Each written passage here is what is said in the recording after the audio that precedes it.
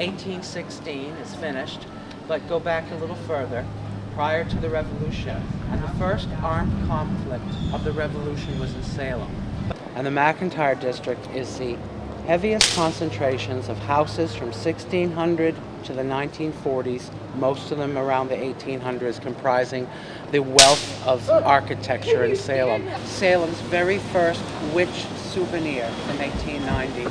It is a silver spoon that was designed and inspired by some collector spoons in Germany at the time that Seth Lowe came across. It has a witch, 3 pins, the same size and design and shape as the pins that were found in some of the people in 1692. In 2014, when I began this tour, Sinister Stories of Salem, it was called by another name, but I was asked to write a tour of campfire stories, spooky stories I might find on the internet, everyday average stories that would just elicit a response. But I found quickly that these stories did not speak to me, they were not interesting, and they would not scare anyone. And I ended up writing a very different tour, a tour of personal experiences, people I have known, and spirits that I have actually encountered. But one story stood out from the others, and I really believed it was just a story.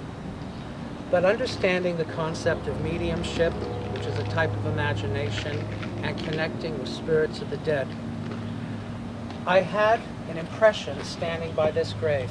I was asked to write a story of the grave, and as I looked down and read the stone of Thomas Smith, buried April 11th, 1771, son of Edward, I had some distinct impressions just make their appearance. And the impressions I got, I turned into a story. But within a few months of today, a few months ago, I recognized something. It was not just a story. I'm not particularly good at writing fiction. It was a few distinct impressions that told me of the boy who's buried here. And once I recognized that, he started to appear in photograph. He started to appear to people on tours that have nothing to do with Sinister Stories but my historic tour. A woman even asked me if there was a little boy walking with me. And she said that he had held her hand a few times. These are the impressions I received in 2014 that I now recognize as impressions of a living spirit who is here. On the morning of April 11, 1771, Thomas was found dead by his father. He had been suffering with smallpox. It had afflicted the house. And he was delivered up to the cabinet maker and fitted for a small wooden box, and laid out in that box in a white burial gown or dress. And by the afternoon, the sexton from the church had arrived, dug the grave that would become his resting place, and he was placed within with little fanfare. Unbeknownst to his mother, who herself was very sick with smallpox and not conscious. That early evening, she would sit somewhat upright in bed and sweep her arm to the side, looking for her child that should be there. And she would not feel him nor see him, but she would see the graven images of her family and some close friends about her bedside. And she would know that her boy had died, and they would tell her as much. But she would not understand why they did not keep him until she herself died so they could be buried together, but it would not be her fate. She accepted this fact for a little while, but in her delirium, she began to imagine, they thought, the voice of her son, Thomas, calling out her name and that of her name, Edward, her husband. And for a while, she would pine away and look about the room and ask if he had not in fact been buried and perhaps alive, and then she would sleep, and they themselves would sleep.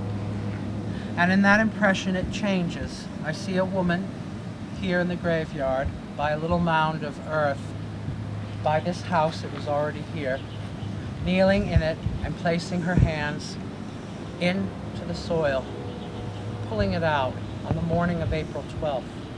Now, it is the morning, the town is beginning to wake, And what is seen is a woman kneeling by this grave, by the house, and 3 men who are passing by. One of the men enter the graveyard, and he is standing at her back. He is taking his coat off and wrapping his coat around her shoulders as she takes a second handful of earth, and he lifts her to his feet. The most distinct feature is that he has this pock-marked face. He had suffered himself as a child from smallpox, and he took her home. And the impression ends and another begins. I see a mound of earth, no woman this time, but I can hear a woman wailing, weeping through the distance of time. And that impression ends, and there is one more. Within the confines of the Dr. Grimshaw house, when children have lived here, their toys seem to end up in the room closest to Thomas's grave. And since I have begun to tell that story, that impression, toys have begun to show up at this grave, and I know it's because people have been emotionally touched and wish to leave a toy. Recently, when I admitted that Thomas was real, at the advice of a few other mediums who said this is not just a story, Kenneth, I sing a song for him when I speak of him. Man born of woman, like a flower, short-lived is seen to rise. In morning blooms at evening time, it withers, falls, and dies. It withers, falls, and dies.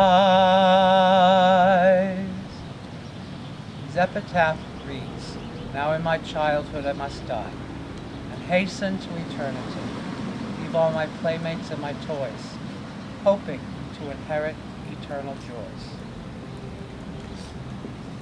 Hello, Thomas.